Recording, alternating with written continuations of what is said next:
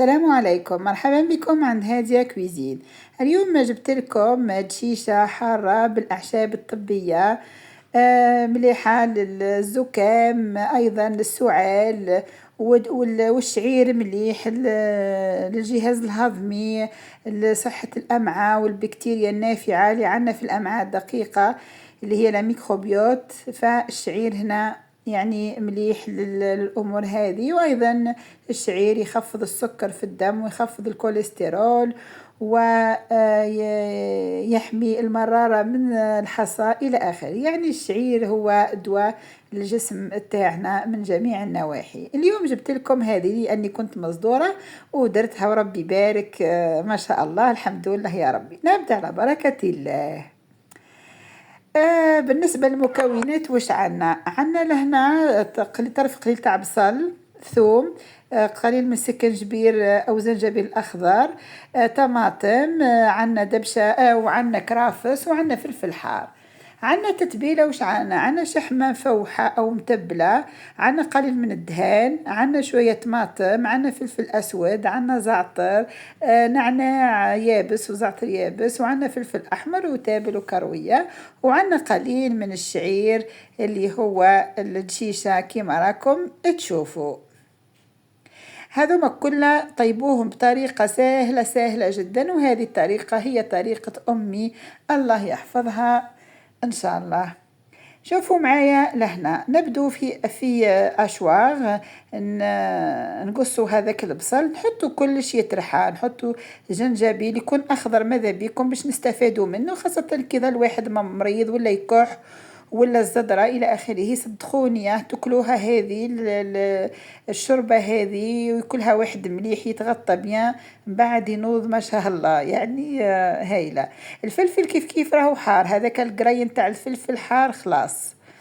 خلي الطرف تاع الدبشة باش من بعد نزين بيه فقط، نحطه كي نحط في الصحن نديره هو من الفوق. دركا اول حاجه نديروها نرحو هذاك الخلطه هذيك.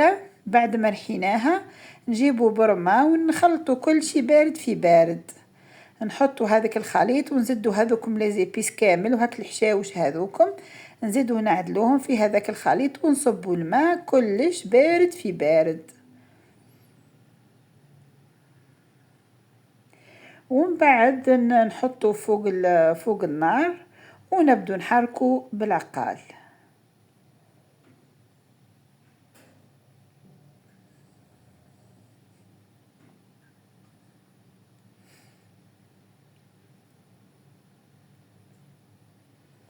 بعد ما نحطوها فوق النار زدت لها شوية زيت الزيتون، لأني كمية الشحمة المتبلة بالنسبة للناس اللي أول مرة يشوفوا القناة، شحمة المتبلة راهي عندي في القناة، درتها لكم قبل كيف تتبيل الشحمة الغلمي طبعا، وتخبوها للشتاء تستعملوها في العدس في اللوبيا. المهم كذا لو مشكم تطيبوا بالحم ديروها ما شاء الله تعطي واحد الجو هايل. وزدت انا قليل من الدهان، كيف الدهان راكم على بالكم بلي راهو دواء، عملت كميه قليله فقط ما كثرتش باش ما تجينيش تقهم. من بعد هنا تبدا تغلي، صدقوني ريحتها في الدار، هي الريحه تاعها هي دواء، يعني ريحتها بركه، يعني دواء.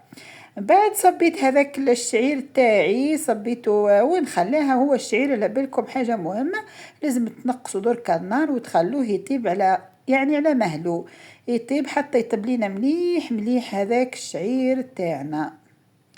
نغطوا عليها ونقصوا عليها النار ونخلوها عاد تطيب في عقلها. انا هنا نهار اللي طيبتها هذه كما قلت لكم كنت عندي لاغريب، رحت درت معاها شويه تاع كسره رخساس درتها معاها والحمد لله. كل ساعة نحلو حتى نشوفوها اختارت بيا ونحسو هذاك الشعير تاعنا طاب الحمد لله. كما قلت لكم الشعير باهي للهضم الأمعاء، فيه الألياف تدعم البكتيريا النافعة الموجودة في الأمعاء تاعنا في القولون، وتنحي عملية الإمساك. الناس اللي عندهم إمساك يعني تعود ما عندهمش اللي هو لا كونستيباسيون، تعود الناس ما تنقص عليهم المشكلة هذه. وايضا نزلت درت ليهم هذوكم درت لي هاك الحشاوش والحار هذاك صدقوني اللي واحد لي كح ولا اللي عنده الزدرة ولا يعني الزكام ولا السعال كلوا هذه الوصفة هذه، اخدموها وكلوها صدقوني رايحين بإذن الله، الله الشافي بإذن الله تعالى رايحين ترتاحوا يعني.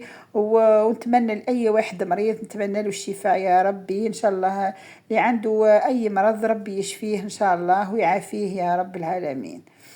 هنا بعد ما كملت شوفوا حطيت في ديما الفخار، حطيت في الطبق الفخاري حطيت هذيك الدشيشه تاعي، وجبت زدت درت لها شويه تاع دبشه اللي هي الكزبره، وزدت معها عصره تاع ليمون، عصره باهيه تاع ليمون، وهذاك الخليط ما شاء الله يعني دواء صافي. وهذه هي وصفتي اليوم، ان شاء الله وصفتي اليوم راهي عجبتكم. ما تنسوش يا جماعه لابونمون، ما تنسوش تعملوا لي التعليقات، ما تلايكوا، ما تنسوش يعني تشجعوني، والى الملتقى ان شاء الله، ونقول لكم الى اللقاء.